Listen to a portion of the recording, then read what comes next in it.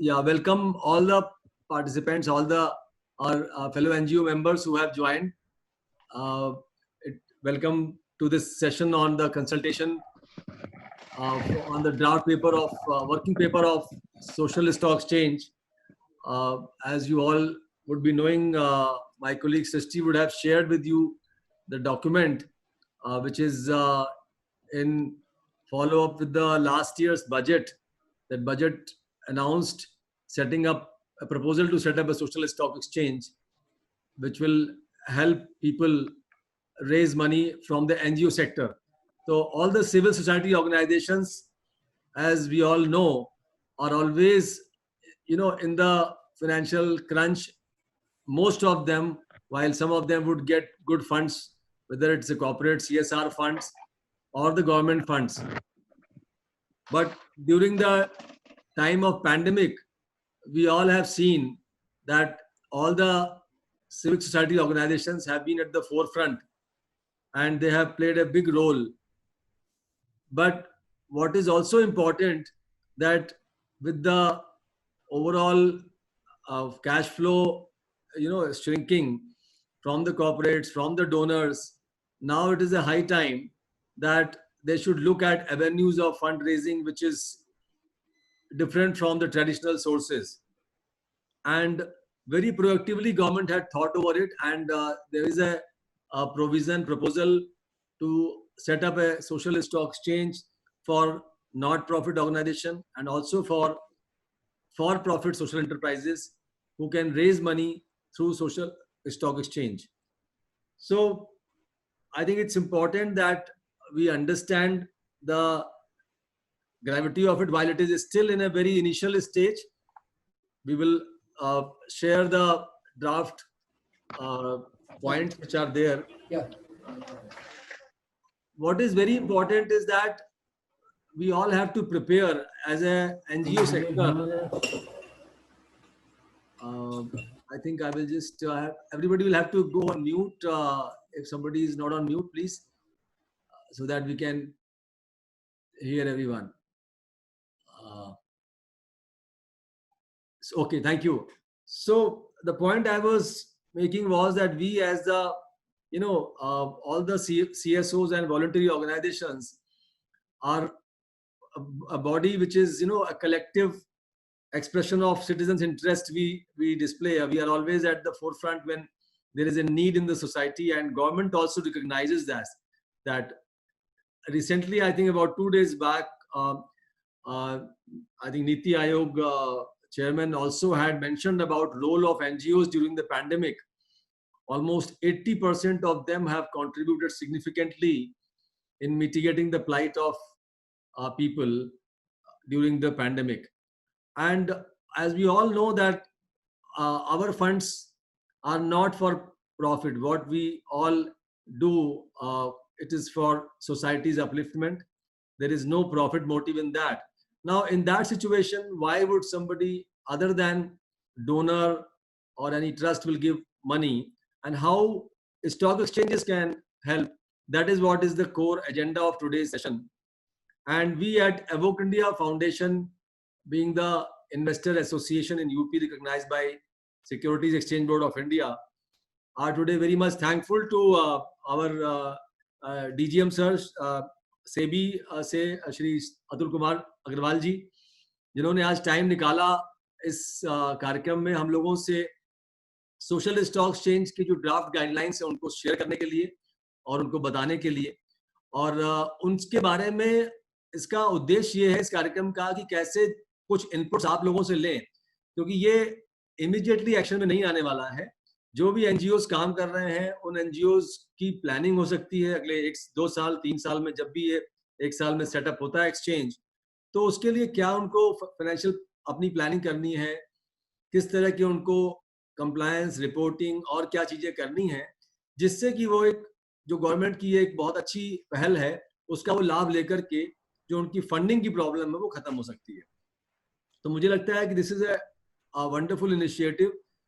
We all from the financial industry, because we work in the area of financial literacy, financial inclusion, and social development, we feel that it's a wonderful initiative and we all must benefit from it, especially the sector which we all represent.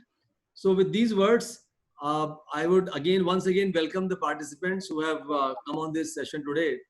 I would request my colleague Srishti to share a few points which have been taken out from the draft paper, and then Shri Atul Agrawal ji will take you through the detailed presentation on the topic, and post that we will invite questions from the participants if you have any questions. So over to Srishti to take it forward, please. Thank you. Thank you, sir, for giving me the opportunity. I would like to just present the idea of social stock exchange in brief, and of course उसके बाद Atul sir हैं सेबी के, वो इसे इस session के बारे में अच्छे से बताएंगे. तो सोशल स्टॉक एक्सचेंज के बिहाइंड जो है वो हमारा आइडिया क्या है, वाई इज इट रिक्वायर्ड, या इसके लिए कहाँ से ये आइडिया आया. Sir, one thing I want to ask, if my screen is visible to everybody? Yeah. Can everybody see the screen, please? Yeah, Okay. yeah, it's visible. It's visible. Yeah, that's right.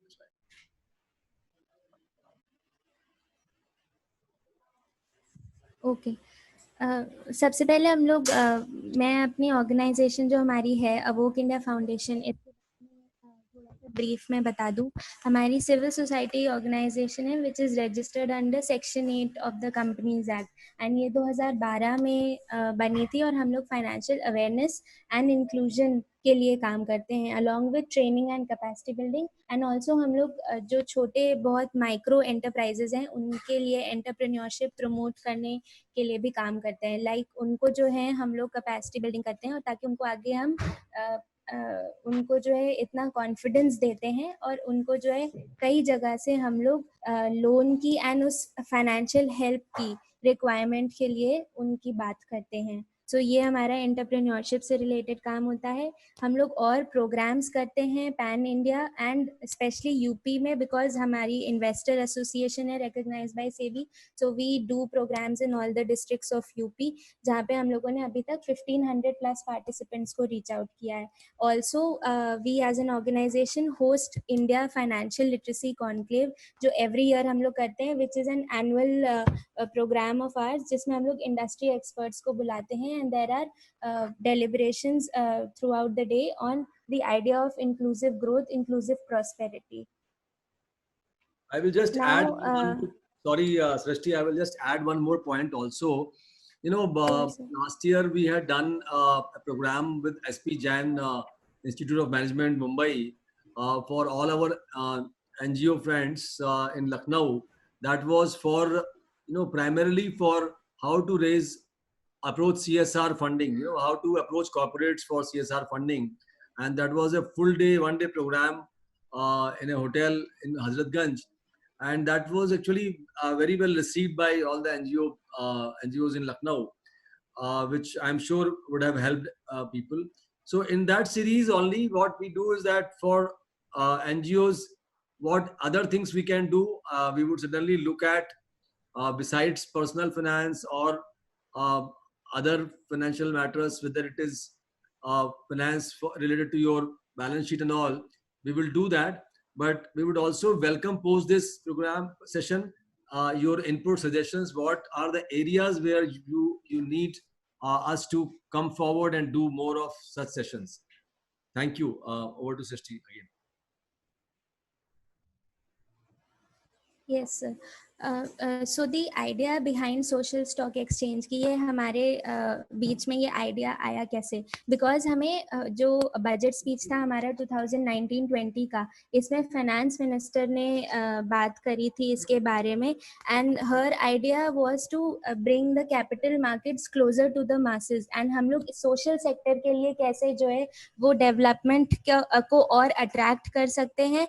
And because we are always working on the social impact, social organizations का जो meaning होता है वो एक social impact को create करना, तो उसके लिए एक मिनिमम रिपोर्टिंग स्टैंडर्ड बनवाना, and so that we can attract capital towards this sector, because जब तक इस सेक्टर में उस लेवल का कैपिटल नहीं आएगा और we are able to spend, तो तभी हम लोग अपना रिजल्ट जो है वो शो कर पाएंगे.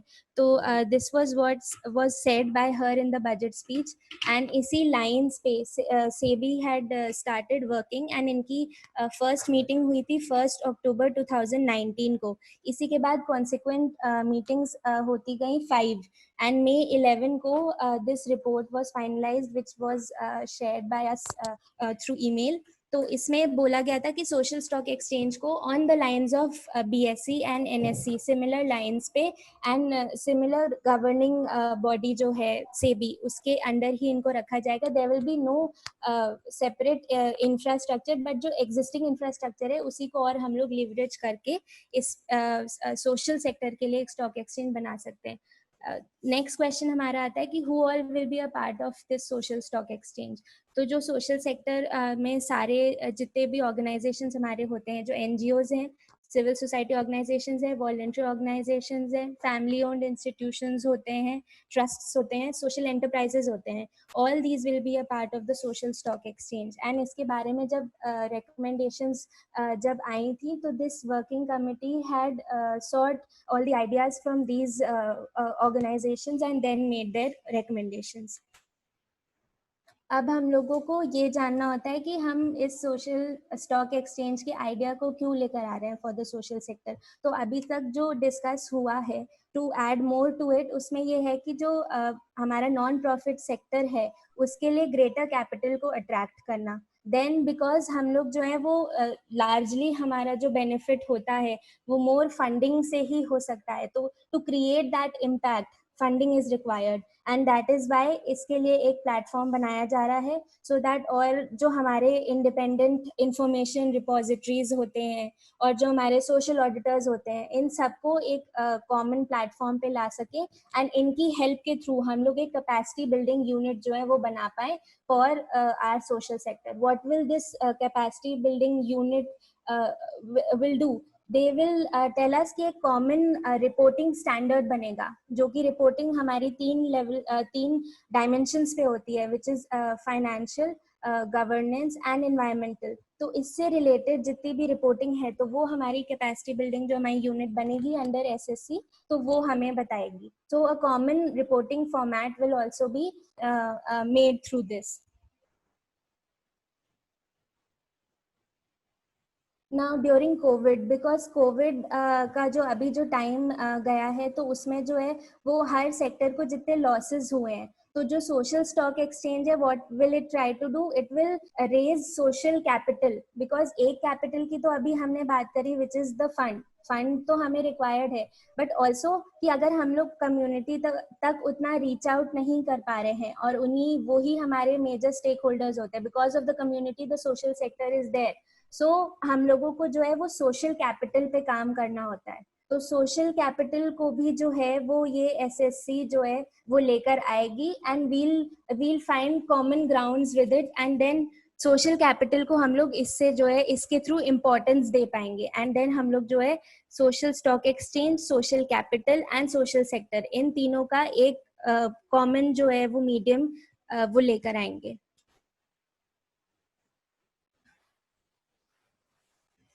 Sir, I would request Praveen sir कि अब हम लोग AIF UPI मेंबरशिप के बारे में, I think Praveen sir please, I request you कि आप you can tell our guests about it. Yeah, so what I think Srishti has shared in brief about the background and perspective of what this social stock exchange will do. This is one of the topic, while it may sound little complex to begin with, while I'm sure हमारे साथ श्री अतुल कुमार अग्रवाल जी हैं, DGM SEBI UP, तो वो आपको इसके बारे में और सिंप्लीफाइड कर बताएंगे. हमारा evoke India foundation UP investor association जो हमारा है, इसकी हमारी जो एफर्ट रहते हैं, इनिशिएटिव रहते हैं, उसमें हम कोशिश यही करते हैं कि किस तरह से इस तरह के सब्जेक्ट्स को जिसका कि बेनिफिट हम ले सकते हैं, उनको सिंप्लीफाई कैसे किया जाए. और इसमें ये बहुत ज़रूरी है कि काफ़ी चीज़ें जार्गन होते हैं, ऐसे वर्ड्स भी होते हैं जो कि हम लोग शायद फाइनेंशियल वर्ल्ड में अपने लिए नहीं बहुत ज़्यादा ध्यान देते हैं, तो जब ऑर्गेनाइजेशन के लिए भी हम नहीं उतना टाइम निकाल पाते हैं। तो वो एक हमारा एफर्ट्स रहता है और उसके लिए हम रेगुलरली इस तरह के बहुत प्रोग्राम करते हैं। और जनरली तो physical 1-to-1 face to face programs होते हैं, but these days we have been doing webinars.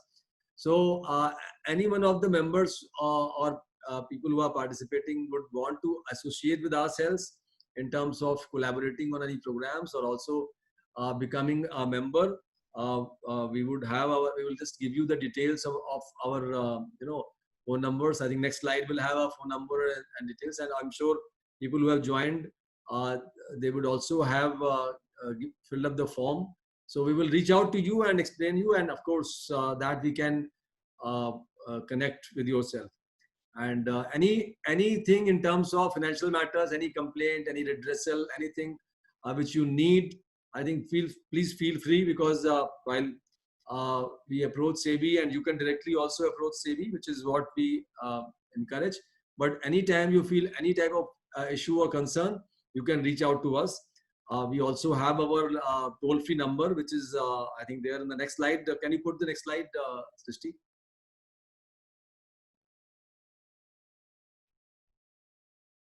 Yeah, so this is our toll-free number, which you can anytime call. We also have our mail ID and phone numbers.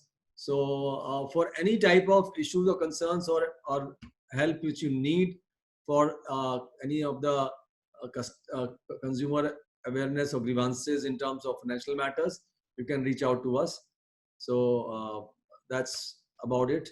Now I would request Shri Atulji to take it forward and enlighten us with his deep study about this particular topic, which I'm sure is going to be a revolutionary step for the non-profit sector in India.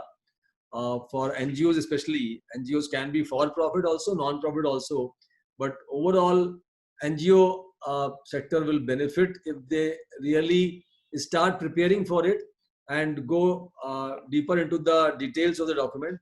So over to Shri Atul Agrawal ji now. Thank you very much.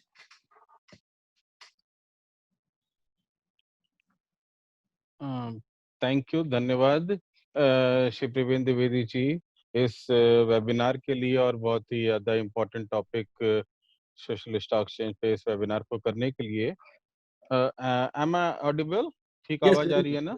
Very much, very clear sir. हाँ हाँ, तो and thank you so much for all the participants कि आज आपने समय निकाला इस webinar के लिए. और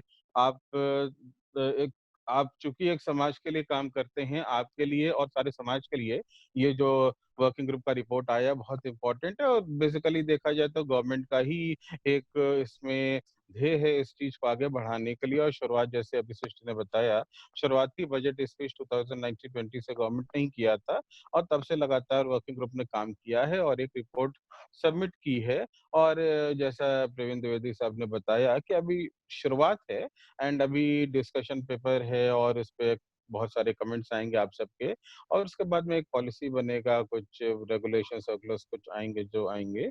तो बेसिकली लेकिन शुरुआत हुई है और अभी हमें आपसे यहाँ पे इनपुट्स बहुत सारे चाहिए आगे बढ़ने के लिए. तो आज मैं यहाँ पर एक प्रेजेंटेशन फॉर्म में मैं थोड़ा सा प्रेजेंट करूंगा. मुझे आइडिया है कि आप सबको ये डॉक्यूमेंट भेजा जा चुका है ईमेल पर, और मुझे आइडिया है कि आप सबने ये डॉक्यूमेंट पढ़ भी लिया होगा, लेकिन फिर भी एक रिवीजन के तौर पे हम इसमें बेसिकली इन बिंदुओं पर जो बेसिक इम्पोर्टेंट है उन पे बात करेंगे, और उसके बाद में फर्दर क्वेश्चंस उन पे लिया जाएगा. Srishti, can I please request you to let me share my screen? Okay, I can do it now. Yeah.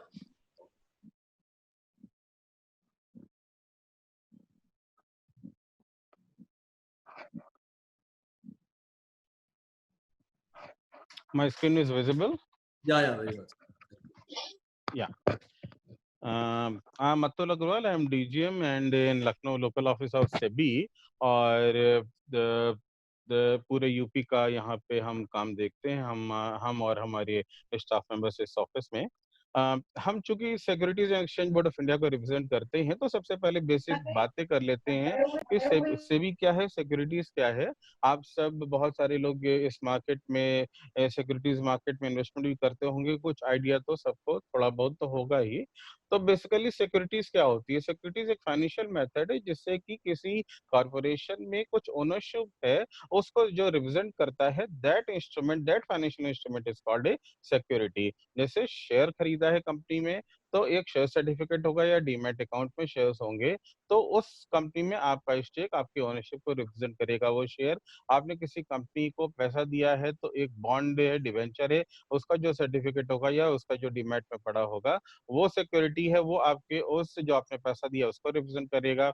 या कोई गवर्नमेंट बॉडी को आपने कुछ पैसा दिया है, तो गवर्नमेंट सिक्योरिटीज जो होंगी वो बेसिकली रिप्रेजेंट करेंगी कि आपने कितना पैसा किसको दिया। तो बेसिकली ओनरशिप का या security is a financial method to represent ownership. Securities का डेफिनेशन अगर देखें, तो हम सिक्योरिटीज की बात यहाँ पे इसलिए भी कर रहे हैं क्योंकि स्टॉक एक्सचेंज में बेसिकली जो काम आएगा वो सिक्योरिटीज के थ्रू ही पैसा आपके एनजीओस को मिलेगा। तो सिक्योरिटीज के बारे में जानना जरूरी है। सिक्योरिटीज डिफाइंड है हमारे सिक्योरिटीज कॉन्ट्रैक्ट रेगुलेशन एक्ट 1956 में। बहुत ही वाइड डेफिनेशन है इसमें। Shares, scripts, stocks, bonds, debentures, derivatives, CIS schemes, mutual funds, government securities, rights, ये सब कुछ इंक्लूड होता है। तो यहाँ पे बेसिकली जो हमसे मतलब का होगा, इसमें जनरली बॉन्ड्स और डिबेंचर्स होंगे। अगर वो एनजीओ है, अगर वो प्रॉफिट मेकिंग ऑर्गेनाइजेशन है जो कि सोशल सेक्टर में काम कर रहा है, तो बेसिकली उनके शेयर्स भी हो सकते हैं। But so far as the NGO is concerned, basically bonds और डिबेंचर्स काम आएंगे यहाँ पे। सिक्योरिटीज मार्केट क्यों चाहिए? अभी जैसे हम इसकी बात करते हैं, स्टॉक एक्सचेंज क्यों चाहिए? तो बेसिकली यहाँ पे कुछ लोग हैं जिनके पास पैसा है, जो कि पैसा अपने किसी सोशल सेक्टर में किसी अच्छे काम के लिए, सोशल कॉज के लिए लगाना चाहते हैं। आप एनजीओ हैं, आप उस पैसे को यूज करना चाहते हैं। तो बेसिकली वो सेवर्स और आप जो जो इन्वेस्टमेंट करने वाले हैं, उन दोनों को साथ में मिलाने का काम सिक्योरिटीज मार्केट करता है। स्टॉक एक्सचेंज जो कि आगे कभी बनेगा, वो बेसिकली वो काम करता है allocation of savings to investment in the economy. इस तरीके से अगर हम देखें, तो इशुअर्स जो कि आप एनजीओ इस केस में रहेंगे, वो कॉन्स्टिट्यूएंट हो गए। इन्वेस्टर्स जो कि बेसिकली हमारे हाउस होल्ड्स होंगे, या जो कि सेवर्स हैं जो कि पैसा सोशल सेक्टर में लगाना चाहते हैं, वो होंगे। और कुछ intermediaries like the stock exchange और जो ब्रोकर्स वगैरह काम करेंगे। तो ये बेसिकली सिक्योरिटीज मार्केट के हमारे कॉन्स्टिट्यूएंट्स हो गए। अभी हमारी आवश्यकता क्यों है? इश्यूअर्स हो गए, इंटरमीडिएरीज हो गई और उसके बाद में इन्वेस्टर्स हो गए। तो हमारी आवश्यकता क्या है? सेबी की आवश्यकता क्या है? सेबी बेसिकली देखता है कि कोई कन्फ्यूजन और डिसऑर्डर ना हो और एक डिजायरेबल सिचुएशन पे हम पहुंच सकें। तो यहाँ पे देख रहे हैं भीड़-भाड़ है प्लेटफॉर्म में। मुंबई लोकल का हमेशा रोज का नज़ारा होता है, कोविड के पहले तक हमेशा ये देखने को मिलता था। लेकिन एक डिजायरेबल सिचुएशन पे भी हमें जाना है। लोग लाइन लगा के आराम से ट्रेन पे चढ़ रहे हैं। तो basically regulator is for transition from confusion and disorder to a desirable position. Financial sector में हम देखें तो बेसिकली 4 रेगुलेटर्स हैं। बैंकिंग का आरबीआई, इंश्योरेंस का IRDA, insurance regulatory and development authority, pension का PFRDA, pension fund regulatory and development authority, और securities market का SEBI, securities and exchange board of India. 4 regulators financial sector में होते हैं। Securities का सेबी का गठन अगर हम देखें तो बेसिकली 1988 में मिनिस्ट्री ऑफ फाइनेंस का एक गवर्नमेंट नोटिफिकेशन के थ्रू, गवर्नमेंट ऑर्डर के थ्रू हुआ था, और बाद में 4 साल बाद स्टेचुटरी बॉडी बना securities and exchange board of India, SEBI act पास होके। और अभी आज की डेट में सेबी सेबी एक्ट को एडमिनिस्टर करता है, डिपॉजिटरी एक्ट 1996 को एडमिनिस्टर करता है, एससीआरए 1956 को एडमिनिस्टर करता है, कंपनीज एक्ट 2013 को एडमिनिस्टर करता है। तो बेसिकली आपसे रिलेटेड जो यहाँ पे बात होगी, वो काफ़ी हद तक सिक्योरिटीज़ कॉन्ट्रैक्ट रेगुलेशन एक्ट 1956 को की होगी, क्योंकि यहाँ पे बेसिकली जो स्टॉक एक्सचेंज जो होते हैं, they are they are created under SCRA 1956, और जो सिक्योरिटीज़ डिफाइंड है, वो भी एससीआरए 1956 में डिफाइंड होती हैं। सेबी का प्रीएम्बल तो बेसिकली 3 है। Investor protection, protection of investors end of investors in securities. तो यहाँ पे जो मार्केट में जो लोग पैसा लगाते हैं, इन्वेस्ट करते हैं, उनके इंटरेस्ट को प्रोटेक्ट करना सेबी का सबसे बड़ा ऑब्जेक्टिव है, ध्येय है। दूसरा, रेगुलेशन ऑफ सिक्योरिटीज मार्केट। अब ये जो इन्वेस्टर का प्रोटेक्शन है, हम कैसे करेंगे? तो बेसिकली हमें कुछ रूल्स रेगुलेशंस बनाने होते हैं और उनको इम्प्लीमेंट करना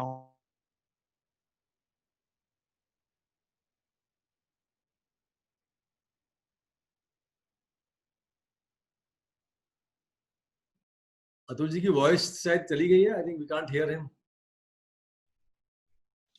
होता है तो regulation of securities market SEBI defined market नहीं। हेलो, तो यस, अभी आ गई आपकी आवाज वापस आई। हेलो, हम हाँ, दिपेश, हाँ ठीक है सर, अब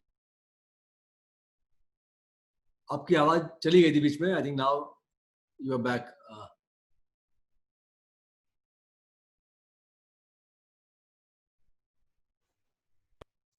हेलो, हाँ जी, हाँ जी, बोलिए अतुल जी, आ रही है आवाज। हाँ, तो अभी तो तीसरा आता है डेवलपमेंट ऑफ सिक्योरिटीज मार्केट। तो बेसिकली जैसे नई मार्केट है तो बहुत सारे नए प्रोडक्ट्स आने हैं, नए इंस्ट्रूमेंट्स आने हैं, जैसे कि हमारा सोशल स्टॉक एक्सचेंज ही आ रहा है। तो बेसिकली ये तीसरा ऑब्जेक्टिव है सेबी का, मार्केट को डेवलप करना। तो basically investor protection, regulation of market and development of securities market, basically 3 objective SEBI के होते हैं। अभी हम सेबी की पावर्स की बात करते हैं तो सेबी के 3 पावर्स हैं, लेजिस्लेटिव, एग्जीक्यूटिव और जुडिशियल। तो बेसिकली लेजिस्लेटिव पावर में जैसे पार्लियामेंट में तो एक्ट बना के दे दिया हमें, लेकिन उसके रेगुलेशंस बनाने हैं, सर्कुलर्स बनाने हैं, गाइडलाइंस बनाने हैं और डिटेल्स बनाने हैं, जैसे कि मार्केट को काम कराया जा सके। और इस वजह से ये काम सेबी करता है as as a part of delegated legislation. तो लेजिस्लेटिव पावर सेबी के पास में आती है। एग्जीक्यूटिव पावर, आपने कुछ रेगुलेशंस, गाइडलाइंस, सर्कुलर्स बना तो दिया, अब उनको इम्प्लीमेंट करना है, जैसे कि मार्केट में कुछ गलत काम नहीं होने पाए और मार्केट अच्छे से डेवलप कर सके। तो ये एग्जीक्यूटिव पावर है सेबी अपने रेगुलेशन।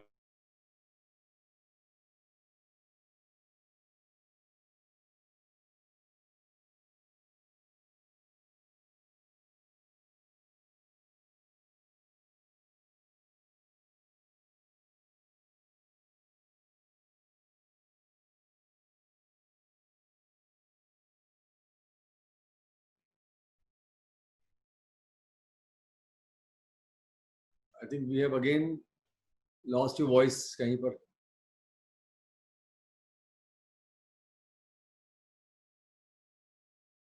रेगुलेट करता है, कंट्रोल करता है, तो उस बॉडी कॉर्पोरेट को हम स्टॉक एक्सचेंज कहते हैं। उसके बाद में सोशल स्टॉक्शन, एक्सचेंज ऑक्शन देख लिया। अब सोशल सोशल एंटरप्राइज क्या है, ये शायद आप सबको बताने की जरूरत नहीं है, लेकिन तब भी सोशल एंटरप्राइज क्या होता है? Social enterprise is a non profit making, non loss making, non dividend paying company और activity created and design to address a social problem और सोशल बेटरमेंट। सोशल प्रॉब्लम को डील करने के लिए या कुछ कुछ सोशल बेटरमेंट करने के लिए जब कोई non profit, non loss making, non dividend making company होती है, कुछ एक्टिविटी करती है, तो उसको हम सोशल एंटरप्राइज करते हैं। तो बेसिकली सोशल एंटरप्राइज और स्टॉक एक्सचेंज को यहाँ पे मर्ज करना है, तो बेसिकली सोशल स्टॉक एक्सचेंज बनता है। तो बेसिकली सोशल स्टॉक एक्सचेंज क्या हुआ? A platform for listing social enterprise, voluntary and welfare organizations so that they can raise capital for carrying out socially relevant activities। तो बेसिकली सोशल एंटरप्राइजेस को list कराना है, उनकी सिक्योरिटीज को list कराना है, जैसे कि वो सोशली रेलेवेंट एक्टिविटीज के लिए पैसा रेज कर सकें। That is the social stock exchange. अच्छा, सोशल इंस्ट्रक्शन बेसिकली एक देखा जाए तो एक set of place and set of processes along with the places. Place इसलिए है क्योंकि वहाँ पे एक ऐसा प्लेटफॉर्म है जहाँ पे सिक्योरिटीज लिस्ट होंगी of the profit making organizations as well as the non profit making organizations. तो बेसिकली वो एक प्लेस है जहाँ की सिक्योरिटीज लिस्ट होंगी और वो स्टॉक एक्सचेंज एक प्रोसीजर बनाएगा, कुछ प्रोसेसेस बनाएगा, जिससे कि उन सिक्योरिटीज की ट्रेडिंग डीलिंग हो सके और कुछ रूल्स रेगुलेशंस बनाएगा, जिससे कि सोशल इम्पैक्ट और रिपोर्टिंग को देखा जा सके।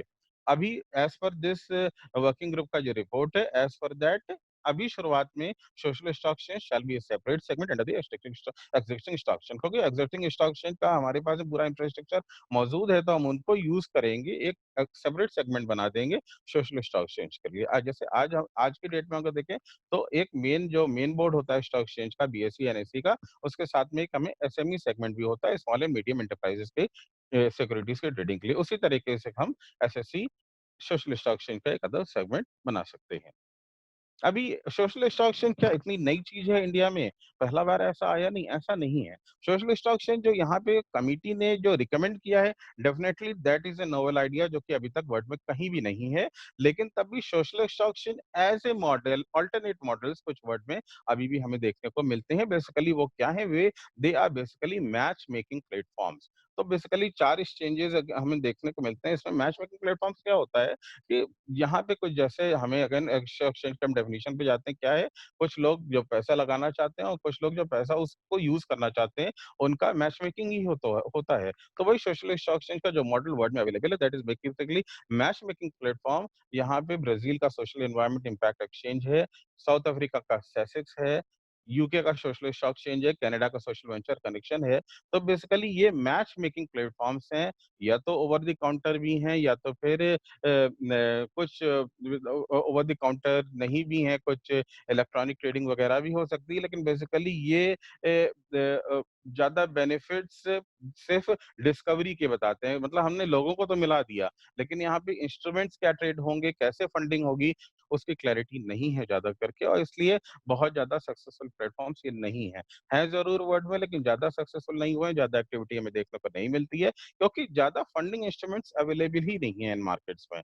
तो बेसिकली इसी को ध्यान में रखते हुए सेबी ने जो ये वर्किंग कमेटी की रिपोर्ट आई है, उसमें देखा गया है कि कैसे ट्रेडिंग अलाउ करा जाए एफपीज़ की, और उनको कैसे टैक्स इंसेंटिव दिया जाए, और जहाँ तक नॉन प्रॉफिट ऑर्गेनाइजेशंस के एनजीओज़ की बात है, उनको कैसे उनकी डायरेक्ट लिस्टिंग कराई जाए और उनको कैसे फंडिंग प्रोवाइड की जाए, उनके रिपोर्टिंग स्टैंडर्ड्स कैसे हों कि जैसे उनको फंडिंग कराने में आसान पड़े, और कैसे इंसेंटिव्स दिया जाए इन्वेस्टर्स को कि वो सोशल स्टॉक एक्सचेंज में आके पैसा लगा सकें। तो इस सारी चीज़ों को ध्यान में रखते हुए ये एक नोवेल आइडिया इस कमिटी ने रिपोर्ट में दिया है।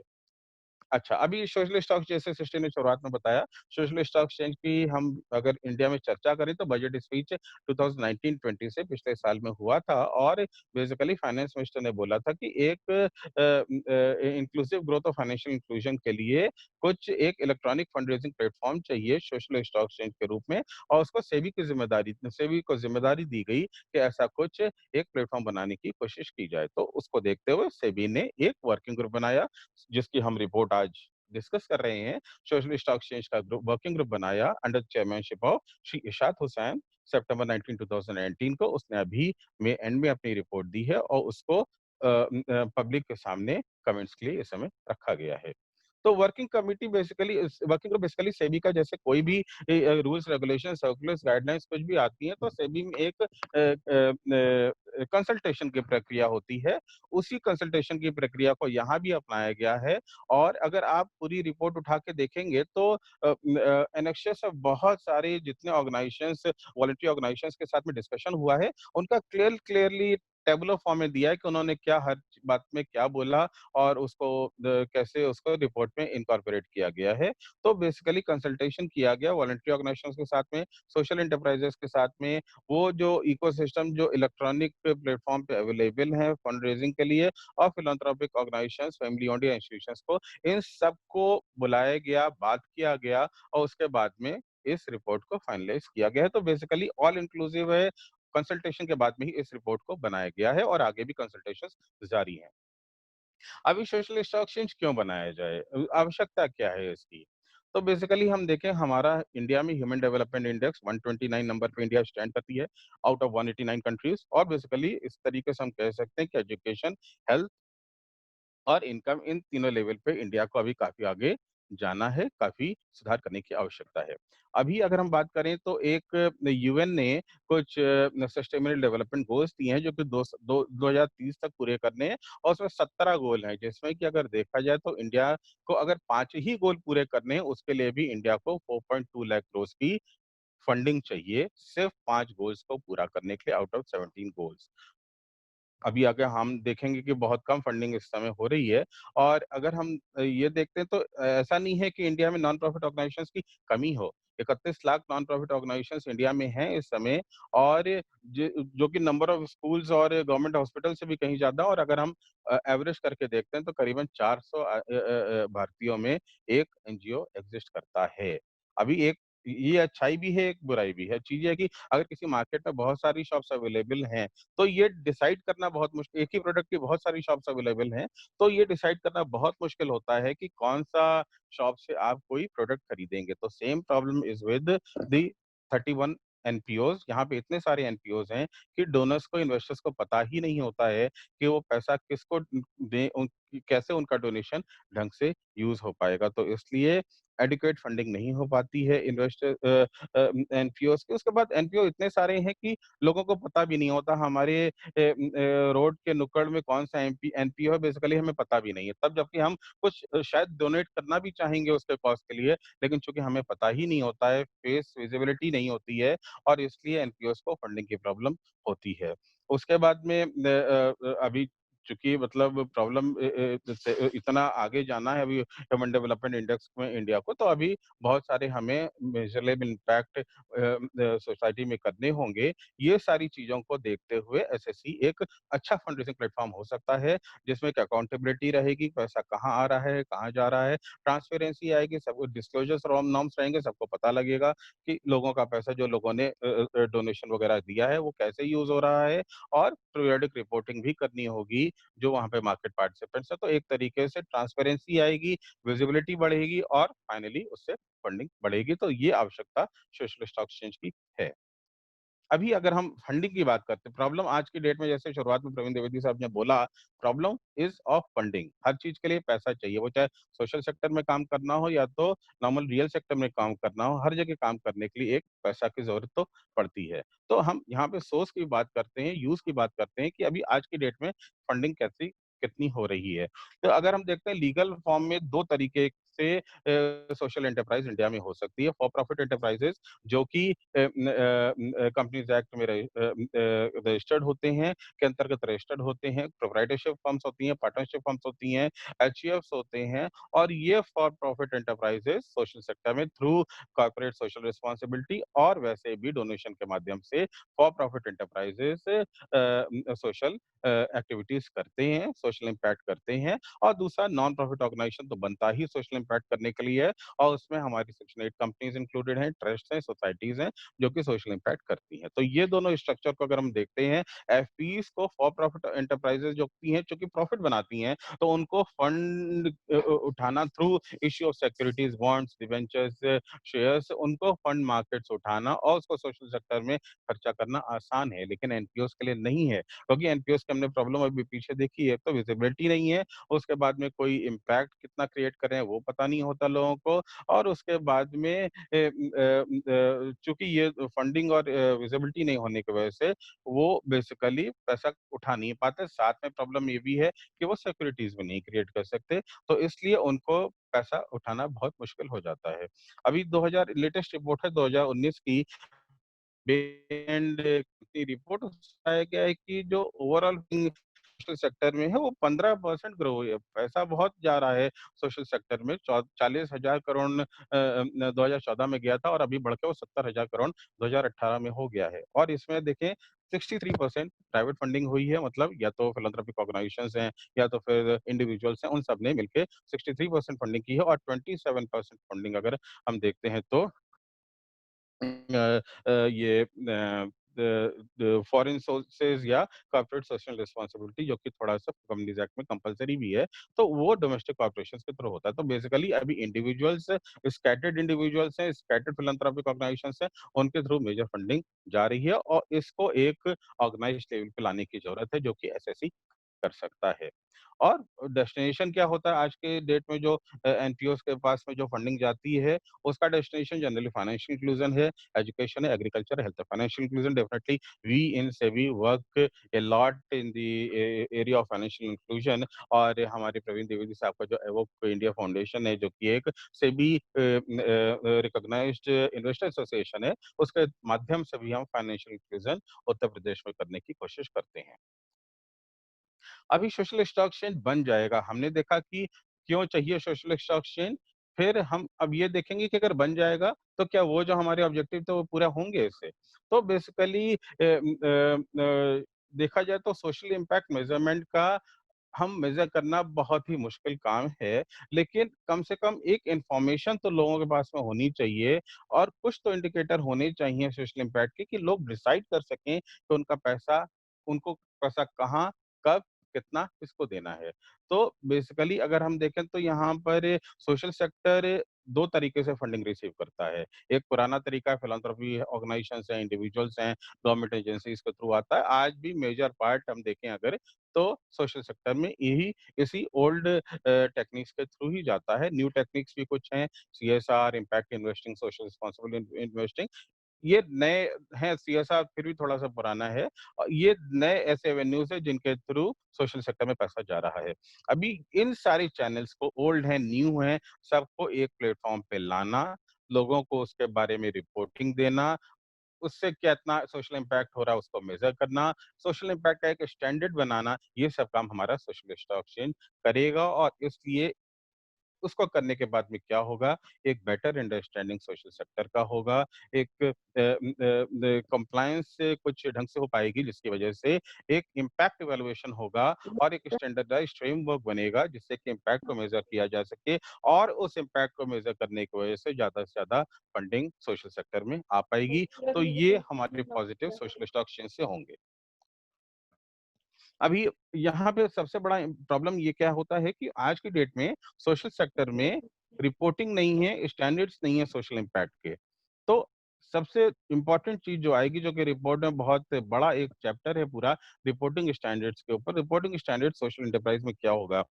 मुझे जहाँ तक आशा है कि बहुत सारे अभी एनजीओज़ भी सोशल इम्पैक्ट के ऊपर स्टडी करते होंगे और कुछ ना कुछ फिगर्स तो देते ही होंगे कॉर्पोरेट्स वगैरह को।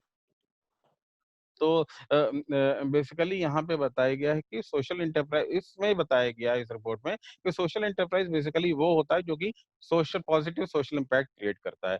सिर्फ बोल देने से कि हम सोशल एंटरप्राइज हैं, that does not make a social an enterprise social.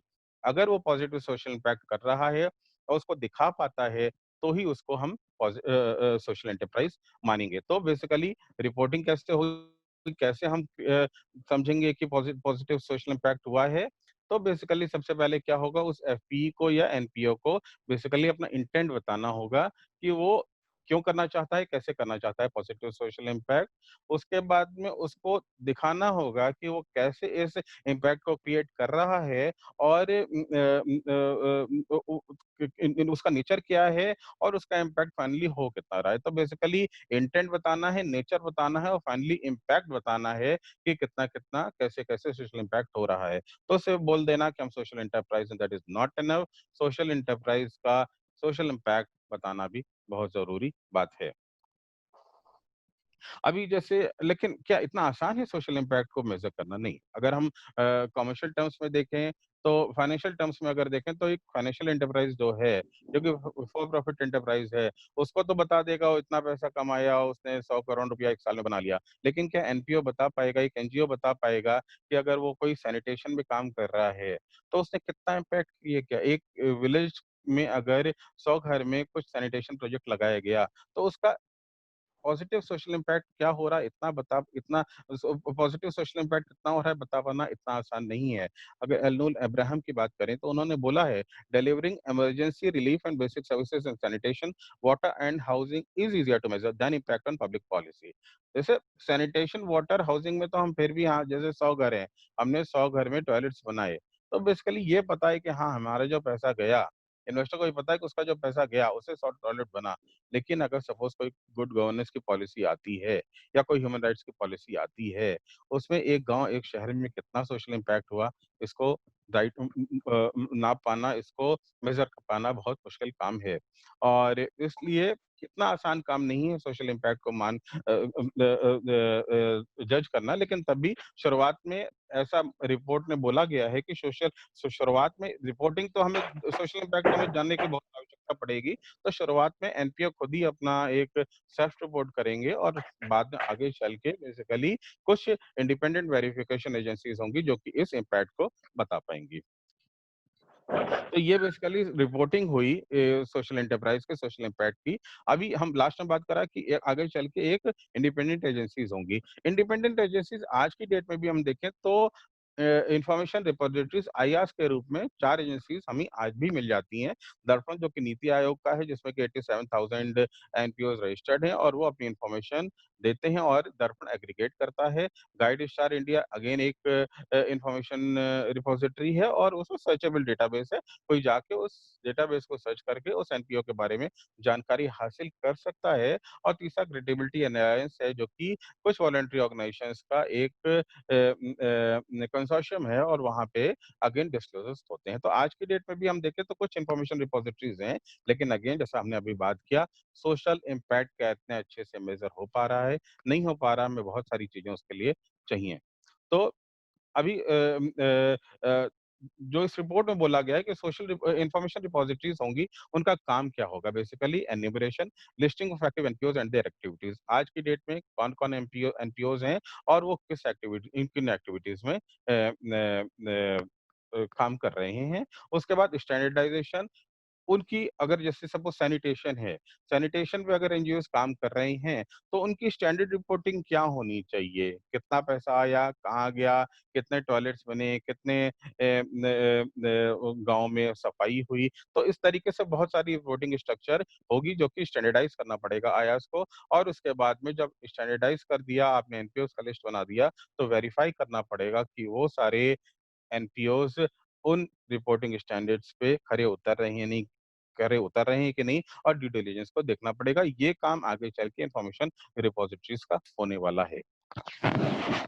अभी इसमें बेसिकली इमीडिएट लेवल पे तो रिपोर्ट ने ये बोला है कि एंड ऑफ 2020 तक ही जो 3 इंफॉर्मेशन रिपॉजिटरीज अवेलेबल हैं, दे में consult with institute of chartered accountants of India, और एंड 2020 तक कुछ कॉमन स्टैंडर्ड्स बना दें, जिससे कि कम से कम अगर एसएससी कुछ दिन बाद जब चालू होगा, तो कम से कम उसमें एंट्री के क्या नॉर्म्स होंगे, ये तो डिसाइड हो सके। तो बेसिकली ये इमीडिएट रिक्वायरमेंट इस रिपोर्ट में दी गई है आईआरएस के लिए। और साथ में ये भी कहा गया है कि शुरुआत में एक self regulatory organization immediate term में एसएससी बोले कि सेल्फ रेगुलेटरी ऑर्गेनाइजेशन इसका बन जाए सारे एनपीओज का, और आगे चल के इसको और फर्दर प्रोफेशनलाइज किया जा सके।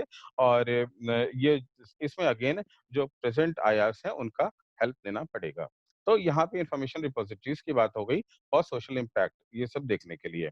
अभी यहाँ पे बात करते हैं, अभी स्टॉक एक्सचेंज बना अगर, तो फंडिंग किस तरीके से, किन इंस्ट्रूमेंट्स के थ्रू फंडिंग पॉसिबल हो सकती है।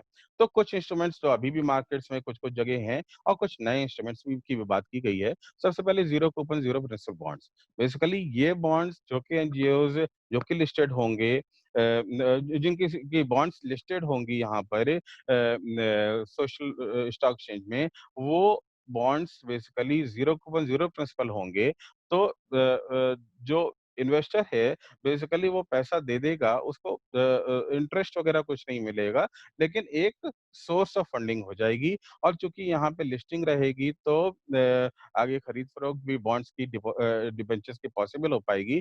तो इस तरीके से पैसा इन्वेस्टर्स से एनजीओज़ तक पहुँच जाएगा, और वहाँ पे ट्रेडिंग जब हो सकेगी, तो बेसिकली लोग इसमें इन्वेस्ट करने की ज़्यादा से ज़्यादा कोशिश करेंगे। दूसरा स्ट्रक्चर हो सकता है mutual fund structure. Basically bonds के थ्रू करने की ज़्यादा शायद कोशिश होगी। दूसरा स्ट्रक्चर म्यूचुअल फंड स्ट्रक्चर हो सकता है। तो इसमें बेसिकली अगेन यहाँ पर जो रिटर्न होगा, वो तो एनपीओ को चला जाएगा, और जो प्रिंसिपल होगा वो इन्वेस्टर को वापस हो जाएगा। तो अगर हमें रिडीम करना होगा अपनी म्यूचुअल फंड यूनिट, तो हमें प्रिंसिपल वापस मिल जाएगा, लेकिन उससे जो रिटर्न आएगा वो एनपीओ को चला जाएगा। एचडीएफसी कैंसर फंड इसी तरीके से आज भी काम करता है।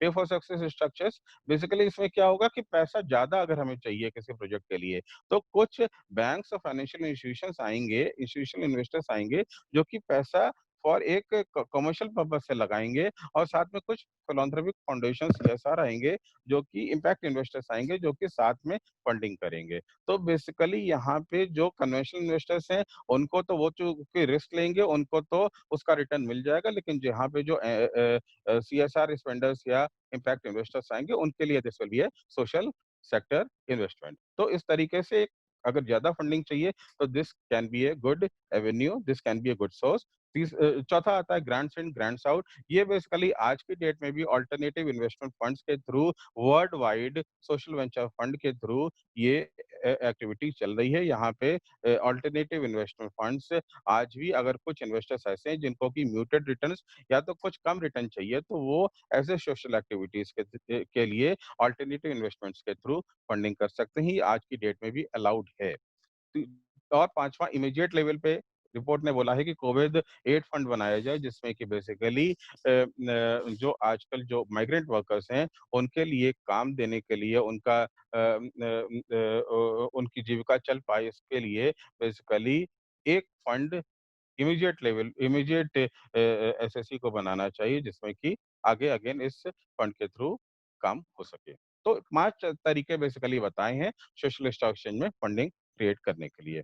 अभी हमने बात किया सोशल स्टॉक्स बनने का, फिर इम्पैक्ट का, फिर बेसिकली हमने बात किया ऑडिट का, रिपोर्टिंग फॉर्मेट्स का, इन्फॉर्मेशन रिपॉजिटरीज का, फंडिंग का। अभी हमें इन्वेस्टर्स को और बाकी स्टॉक एक्सचेंज को भी सोशल स्टॉक एक्सचेंज को भी कुछ इंसेंटिव भी शुरुआत में देना चाहिए। तो ऐसा एक 2016 की एक चैरिटीज एड फाउंडेशन की स्टडी है, जिसमें ये बताया गया है कि जो टैक्स इंसेंटिव अगर मिलता है इंडिविजुअल्स को तो बेसिकली उनका जो चैरिटी में जो पैसा जाता है वो ज़्यादा हो जाता है। वो 12% ज़्यादा हो जाता है। अगर टैक्स इंसेंटिव्स के थ्रू फंडिंग 33% होती है, तो अगर टैक्स नहीं मिलता है तो सिर्फ 21% होती है। तो बेसिकली टैक्स इंसेंटिव्स देना आवश्यक हो जाता है for people investing in the social sector. तो बेसिकली टैक्स इंसेंटिव्स कैसे मिल सकती है, इस बात पे भी चर्चा किया है रिपोर्ट में। रिपोर्ट बोलता है कि सबसे पहला तो सिक्योरिटीज ट्रांजैक्शन टैक्स, जो हमने सिक्योरिटीज बॉन्ड्स वगैरह की बात किया, वो जो लिस्टिंग होंगी उनमें जो ट्रांजैक्शन पे सिक्योरिटीज ट्रांजैक्शन टैक्स होता है, उसको एग्जेम्प्ट कर देना चाहिए शुरुआत में। कैपिटल गेन्स टैक्स भी, जो खरीद फरोख्त जो होगी सिक्योरिटीज की, उसपे जो कैपिटल गेन्स बनेगा उस पे भी कैपिटल गेन्स टैक्स को एग्जेम्प्ट कर देना चाहिए शुरुआत में। उसके बाद में जो एनपीएज़ हैं, उनका भी जो सिक्योरिटीज़ इन्वेस्टमेंट और इंस्ट्रूमेंट्स हैं, वो भी पूरा टैक्स से एग्ज़ेम्प्ट जो टैक्स है बेसिकली टैक्स डिडक्टिबल होना चाहिए। उसमें अगर मैंने कुछ इन्वेस्टमेंट किया सिक्योरिटीज़ एंड इंस्ट्रूमेंट्स का एनपीएस पर, तो बेसिकली एटीजी वगैरह में जो टैक्स है उसमें हमें कुछ डिडक्शंस मिल सकें। और उसके बाद में जो सीएसआर स्पेंडिंग जो कॉर्पोरेट्स करते हैं, वो अगर एसएससी के थ्रू पैसा लगा रहे हैं, तो उसमें उतना वो उनका सीएसआर स्पेंडिंग मान के चलना चाहिए, जो कि कंपल्सरी कुछ-कुछ केसेस में होता है। और उसके बाद में जो शुरुआत में 100% टैक्स एग्जम्पशन उन इन्वेस्टर्स को जो कि 1 लाख तक की लिमिट तक इन्वेस्टमेंट कर रहे हैं, शुरुआत में उनको कम से कम पहली बार इन्वेस्टमेंट के लिए 100% टैक्स एक्सेम्पशन देने की आवश्यकता होनी चाहिए। तो बेसिकली इन्वेस्टर और फिलैंथ्रोपिक डोनर्स के लिए ये टैक्स इंसेंटिव्स की ज़रूरत हो सकती है। सोशल एंटरप्राइजेज़ आपके एनजीओज़ के लिए क्या हो सकता है, 5 साल के लिए जो आप जो बेसिकली फॉर प्रॉफिट की अगर हम बात करें, तो बेसिकली हमें यहाँ से फॉर प्रॉफिट से मतलब नहीं, फिर भी for the sake of discussion, तो फॉर प्रॉफिट के लिए बेसिकली ये है कि 5 साल के लिए उनका जो टैक्स हॉलिडे उनका मिल जाए। 5 साल में जब लिस्टिंग हुआ तो उनको टैक्स हॉलिडे मिल जाए। दूसरा बात, जो आपका जो रजिस्ट्रेशन ट्रस्ट वगैरह का जो रजिस्ट्रेशन होता है 12A, 12A, एटीजी, उसको आसान कर दिया जाए रजिस्ट्रेशन के लिए। और तीसरी बात, जो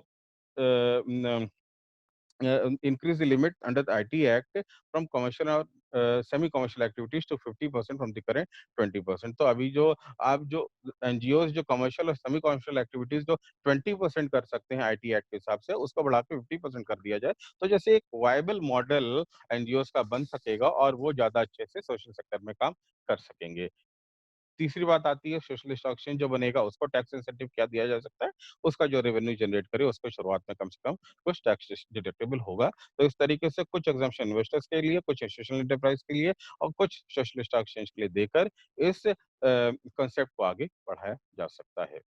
अभी ये बेसिकली मैंने रिपोर्ट की डिफरेंट डिफरेंट सेगमेंट्स के डिफरेंट डिफरेंट जो चीजें रिपोर्ट में बोली गई हैं उस पे बात किया। अभी कमेंट्स सेबी ने मांगा है, एक पब्लिक डिस्कशन हो रहा है और उसमें कमेंट्स मांगा गया है इस रिपोर्ट पे। तो सेबी की साइट पे अगर आप जाएंगे तो आपको इस लिंक के थ्रू उस रिपोर्ट की जानकारी मिल जाएगी और वहां पे फिर आप अपने कमेंट्स दे सकते हैं। कमेंट्स इस टेबुलर फॉर्म में अगर आप देंगे तो उसको एनालाइज करना आसान पड़ेगा। कमेंट्स आप 30 जून तक दे सकते हैं। और ये दोनों सेबी के अधिकारी हैं जो कि बॉम्बे ऑफिस में बैठते हैं, एक डीजीएम और एक एजीएम है, उनको आप कमेंट्स मेल कर सकते हैं और कमेंट्स में सब्जेक्ट में कमेंट्स ऑन एसएससी रिपोर्ट लिखना बिल्कुल मत भूलिएगा। तो this was all about the working group report and आप कमेंट्स आप पढ़िए इसको, कमेंट्स सुझाइए, प्रवीण द्विवेदी साहब से कॉन्टैक्ट करिए और डेफिनेटली एक प्लेटफॉर्म आगे चल के ये शायद इजाद हो पाएगा। Thank you so much. This was all about my PPT, my presentation on this talk show. Thank you so much. Thank you sir, thank you very much. I think मुझे लगता है कि बहुत ही कॉम्प्रिहेंसिवली आपने टॉपिक को cover किया और बहुत ही सिंप्लीफाइड तरीके से। और थैंक यू। इसमें मुझे लगता है आज जो आवश्यकता है वो जैसे कि सभी एनजीओज फेस करते हैं, उनकी 31 लाख एनजीओज की बात कही आपने, जो कि इंडिया में है। और उन 31 लाख में से how many of them are able to scale up their efforts beyond their city limits, state limits, or the pan-India limits. That is an issue of global limits. How many of them are having the knowledge about avenues of fundraising, while India is the only country which is having mandatory CSR spend, जहाँ पे ये चीज है।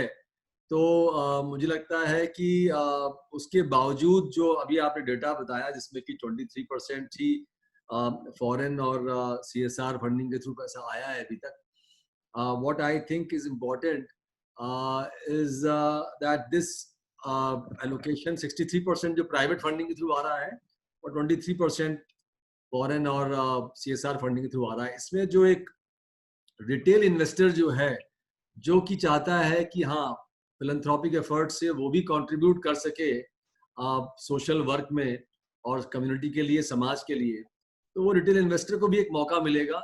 बहुत सारी बातें आपने बताई, टैक्स एग्जेम्पशंस के बारे में बताया जो प्रपोज्ड हैं रिटेल इन्वेस्टर्स के लिए, और बाकी एसएससीज के लिए भी, और इन्वेस्टर और इन्वेस्टी दोनों के लिए। मुझे लगता है कि overall this will be a very very big change in the non-profit sector in terms of funding.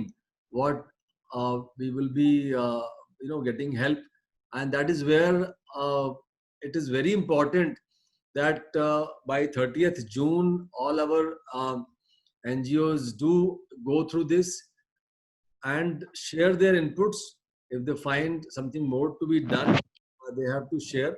We will also reach out, of course, while the document has been sent, and many a time in today's time with as I can appreciate and understand that हमारे बहुत से NGO साथी और NGO के लोग इस समय बहुत ज़्यादा जुड़े हुए हैं अपने सामाजिक कार्यों में, और शायद काफ़ी सारी वेबिनार्स भी हो रही हैं, लेकिन हमें ये तैयारी जरूर करनी है इस समय को देखते हुए कि how we are able to prepare our self और for more funding, because fund तो चाहिए ही होंगे हमको, while if we have to really contribute more. आज सिचुएशन कई बार ऐसी आ जाती है कि प्रोग्राम्स मिडवे में बंद करने पड़ते हैं, एम्प्लॉयज कम करने पड़ते हैं, प्रोजेक्ट को बंद करना पड़ता है। तो अगर हमें लॉन्ग टर्म सस्टेनेबल ग्रोथ के लिए एनजीओ को काम करना है, तो एनजीओज को ये बहुत ज़रूरी है कि वो इस तरह की नॉलेज एक्वायर करें और बेनिफिट्स इससे लेकर के मुझे लगता है कि आगे बढ़ना चाहिए। तो ऑफ कोर्स मैं अभी सृष्टि से रिक्वेस्ट करूंगा कि वो आपको एक दोबारा से भी हमारा फ़ोन नंबर और ईमेल आईडी, और जब अलग से भी आप लोगों को भेज देंगे। जो अतुल जी ने लास्ट में शेयर किया था फीडबैक का फॉर्म, जो कि सेबी को देना है, वो भी हम आपको सेपरेटली भेज देंगे। तो मैं जरूर आप लोगों से आशा रखूंगा कि आप इस विषय में थोड़ा सा और जानकारी प्राप्त करके इसके बारे में जो भी आपके विचार हों उनको बताएं, ताकि हम लोग भी अपनी तरफ से, एवोक इंडिया की तरफ से भी हम अपने जो इनपुट्स हैं, सजेशंस हैं, उनको हम लोग रखेंगे सेबी के साथ। और मुझे लगता है कि ये जैसे ही स्टॉक एक्सचेंज सेटअप होता है तो उसमें हमें इसका बेनिफिट लेना चाहिए। So now I would end here and request if there are any questions. आप लोगों के अगर कोई सवाल है तो आप लोग प्लीज जरूर पूछिए। Some of the I don't know if anything has come on the chat box. So you can put your comments or anything or questions about this, or of course later on आप लोग जरूर connect कर सकते हैं अगर आपके कोई भी सवाल है. बट जिन लोगों ने भी ज्वाइन किया है उनको बहुत बहुत धन्यवाद, और मैं रिक्वेस्ट करूंगा कि अगर कोई सवाल है जरूर पूछें आप. सृष्टि, आपके पास कोई सवाल है? एनीथिंग व्हिच यू फील किसी ने पूछा हो?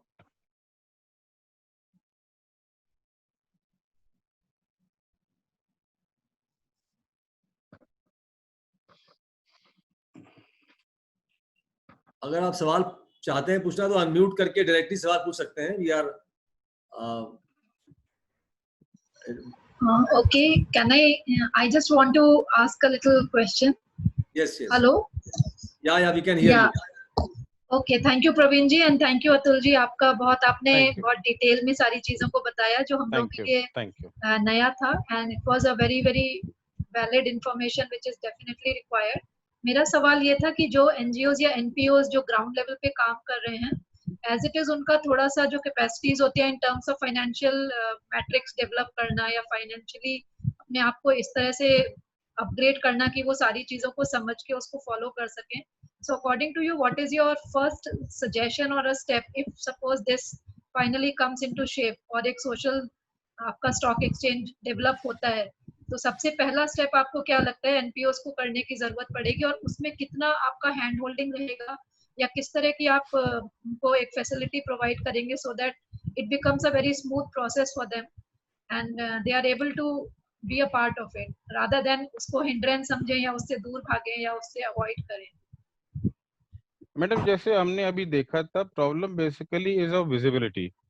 होता ये है कि मतलब आप काम तो अच्छे से कर रहे हो, सेक्टर्स में जाके काम कर रहे हो, गांव में छोटी जगहों में जाके काम कर रहे हो, लेकिन विजिबिलिटी नहीं है. और विजिबिलिटी नहीं होने की वजह से फंडिंग नहीं होती, और फंडिंग नहीं होने की वजह से आप आगे अच्छे से प्रोजेक्ट्स को कंप्लीट करने में दिक्कतें आती हैं. तो मेरा सबसे पहला सुझाव मैडम यही होगा, try to create as much visibility as possible. जैसे प्रवीण द्विवेदी साहब का ये जो एवोक है, इसके थ्रू आप जुड़ के कुछ फर्दर एक्टिविटीज कर सकते हो, कनेक्ट आपका विजिबिलिटी अच्छी होगी. प्लस साथ में हमने 3 रिपोजिटरी की भी बात की थी, उनके थ्रू भी आप, अगर आई डोंट नो उनका रजिस्ट्रेशन कैसे होता है, लेकिन उन रिपोजिटरीज के थ्रू भी आप कनेक्ट होकर थोड़ा सा विजिबिलिटी बढ़ा सकते हो. एंड इन एनी केस अगर ये स्टॉक एक्सचेंज जब बनता है तो उस केस में सोशल इम्पैक्ट की बात होगी, और सोशल इम्पैक्ट की जब बात होगी, रिपोजिटरीज ही बनेंगी तो कुछ ना कुछ विजिबिलिटी बढ़े.